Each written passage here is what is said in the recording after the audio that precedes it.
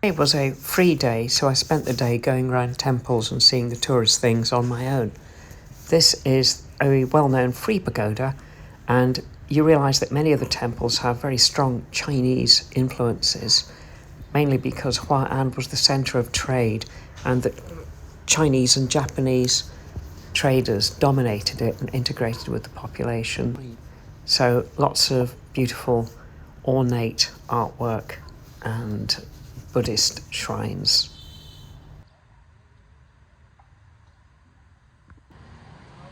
The town seemed a lot quieter than the previous day, but still quite lively. Lots of other shrines I didn't bother visiting, as you can see there. This was the next one, the Cantonese meeting hall. This one you didn't have to pay to enter, and again, although it looks quite ancient, it's actually been built sort of late 18th century, really. But it's still quite beautiful. Beautiful carvings.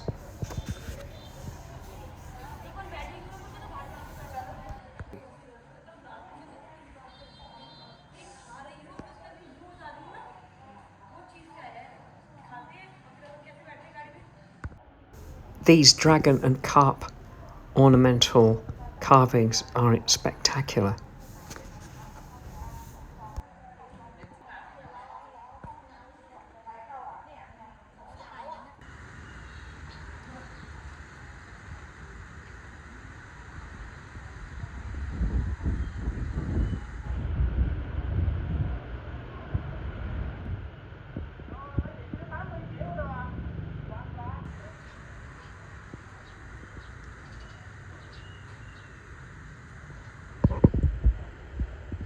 Often the temples had similar themes with either horses or ships on either side. I think this one is dedicated to the goddess or whatever that is supposed to save sailors at sea.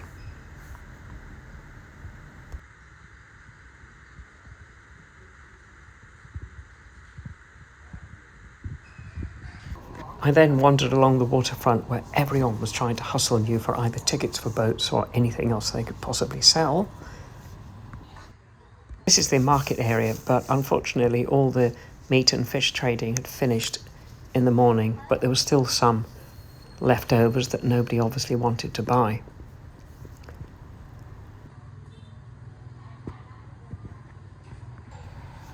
This is obviously where all the restaurants get their meat and other produce from.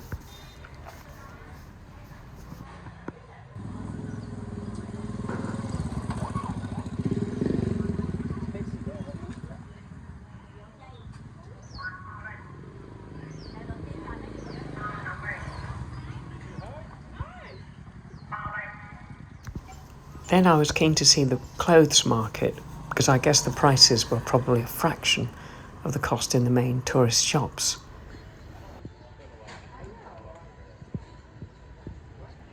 The cost of material here was about a tenth of the price I'd been quoted in the main tourist shops, perhaps £3 a metre, which is more reasonable. This is probably the most impressive assembly hall. It's the most populous of Hoi An's Chinese groups from Fujian or Huaqian, and it's very imposing with ostentatious triple arch gateways added in the early 1970s, so it's not as old as you might think.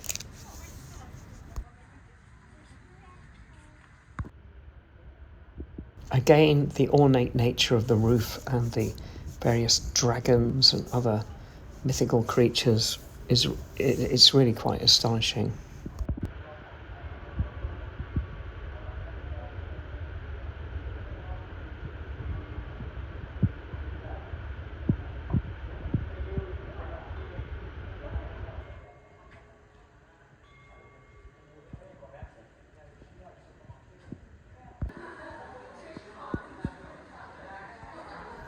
There were people there making offerings.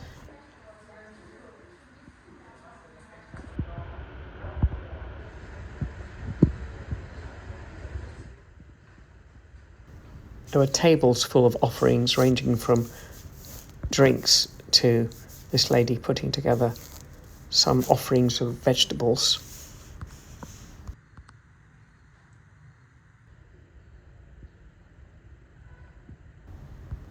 As before, the carvings, dragons and things like that were really remarkable, and the gardens were beautiful with just exquisite bonsai trees in bloom.